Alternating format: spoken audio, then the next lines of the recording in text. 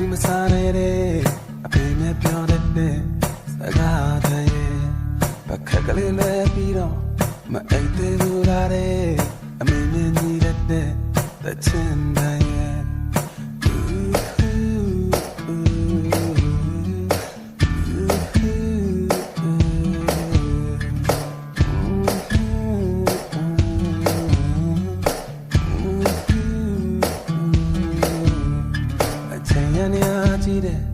ရောက်ခဲ့ရလင်းခဲ့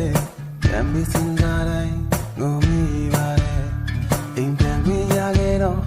အမေကြီးတဲ့အချီကကျွန်တော်ဟာမှုတို့အရွယ်ကကလေးငယ်တော့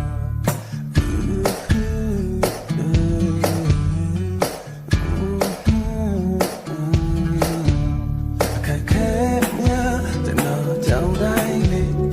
အမြန်ပြန်ချင်တဲ့ဒီစေ